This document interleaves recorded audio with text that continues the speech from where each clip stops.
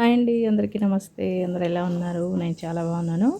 ఈరోజు మన ఛానల్లో వీడియో వచ్చేసి పప్పుచారు అండి.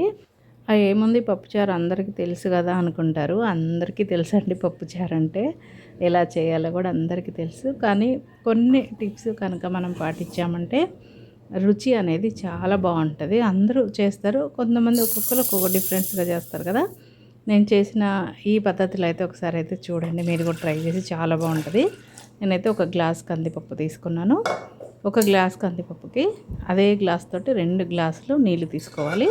కొంచెం ఆయిల్ వేసుకోండి, పైకి పొంగకుండా ఉంటుంది అనమాట. ఇవి మామూలుగా మనం కొన్న పప్పు కాబట్టి 2 విజిల్స్ వేస్తే సరిపోతుంది. 2 విజిల్స్కే మెత్తగా ఉడికిపోయింది. ఇప్పుడు 2 విజిల్స్ అయితే వచ్చేయండి, పప్పు అయితే ఉడికిపోయింది కదా. ఇప్పుడు చింతపండుని అయితే నానబెట్టుకుందాము. ఒక నిమ్మకాయ సైజ్ అంత చింతపండు అయితే సరిపోతుందండి. పులుపు ఎక్కువగా ఉండకూడదు, మనకు మిగిలిన ఫ్లేవరే తెలియాలన్నమాట. మనం ఎక్కువ చింతపండు వేసుకున్నాం అనుకోండి, పులుపుయే తెలుస్తుంది. అందువల్ల చింతపండుని అయితే కొంచెమే నానబెట్టుకోండి. అదే మనం తీసుకునే కందిపప్పుని బట్టి, మనం తినే పులుపుని బట్టి వేసుకోవాలి.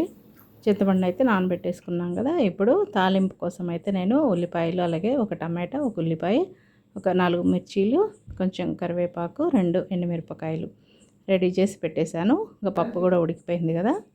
దీన్నైతే మెత్తగా మెదిపేసుకుందాం. ఆల్రెడీ మెత్తగా ఉడికిపోయింది. కొంచెం లైట్గా అలా మెదుపుకుంటే సరిపోద్ది అనమాట. ఇందులోకి నేను గడ్డ ఉప్పు అయితే వేసాను. నేను ఎక్కువగా చారు, పులుసులు ఇట్లాంటి వాటికైతే ఎక్కువ కల్లుప్పే వాడతాను. ఇంకా ఫ్రైలో వాటికంటే ఇంకా సాల్ట్ వాడాల్సిందే. ఈ విధంగా ఒకసారి మొత్తం అంతా పప్పును మెదిపేసుకొని, చింతపండు కూడా బాగా నానిపోయింది. ఇప్పుడు ఈ చింతపండు నీళ్ళు కూడా మొత్తం అంతా లాస్ట్ వరకు, పులుపు అంతా వచ్చేంత వరకు అయితే నీళ్ళు పోసుకొని ఈ విధంగా తీసుకోవాలి.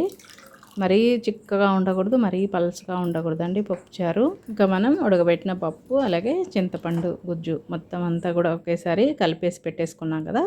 ఇప్పుడు తాలింపు కోసం అయితే స్టవ్ మీద ఒక గిన్నె పెట్టుకొని, అందులో 1 స్పూన్ ఆయిల్ వేసుకొని, దాంట్లో తాలింపు గింజలు, అలాగే ఎండుమిర్చి, పచ్చిమిర్చి, కొంచెం కరివేపాకు. నేను ఇప్పుడు తాలింపులో అయితే కొంచెమే వేసానండి, మళ్ళీ మరిగేటప్పుడు వేస్తాను కరివేపాకు.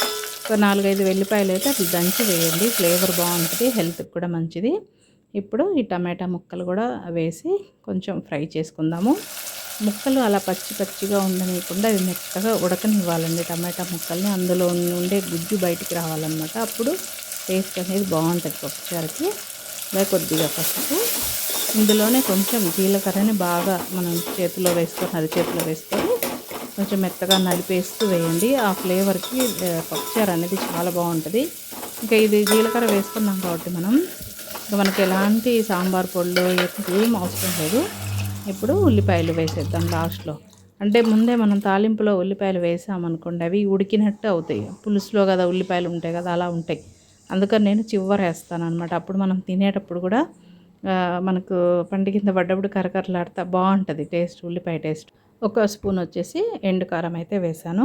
ఈ చారు అన్నంలోకే కాదండి, ఇడ్లీలోకి కూడా చాలా బాగుంటుంది. చాలా సింపుల్గా ఉంది కదా పప్పుచారు చేసుకోవడం, అలాగే రుచిగా కూడా చేసుకోవచ్చు. ఈ విధంగా చేశారంటే ఎలాంటి పొడులు అవసరం లేదండి, రుచి మాత్రం అసలు చాలా అద్భుతంగా ఉంటుంది పప్పుచారు. స్మెల్ అసలు ఎంత బాగా వస్తుందో. ఇప్పుడైతే చారు అయితే మరుగుతున్నాయి కదా, కొంచెం కరివేపాకు వేసుకోవాలి. తాలింపులు అయితే కొంచెం వేసాను కదా, మరిగేటప్పుడు కూడా కొంచెం వేస్తే బాగుంటుంది. అలాగే కొత్తిమీర, నేను కరివేపాకు ఎక్కువగా వేస్తుంటానండి కూరల్లో. పప్పుచారుకి మెయిన్ ఏంటంటే టమాటాలను అలాగే పచ్చిగా ఉండనివ్వకుండా కొంచెం మెత్తబడి గుజ్జులాగా వస్తుంది కదా, అలా చేసుకున్నామంటే అప్పుడు మంచి టేస్ట్ అనేది వస్తుంది అనమాట. ఇడ్లీలో కూడా చాలా బాగుంటుంది. మీరు కూడా తప్పకుండా ఈ పప్పుచారుని అయితే ట్రై చేయండి. మొదటిసారి ఎవరైనా చిన్నపిల్లలు చేస్తున్నా సరే ఈజీగా చేసుకోవచ్చండి ఈ పప్పుచారు అనేది. అసలు చూస్తుంటే నోరు ఊరిపోతుంది కదా. ప్లీజ్ మీకు ఈ వీడియో నచ్చితే లైక్ చేసి సబ్స్క్రైబ్ చేసుకోండి.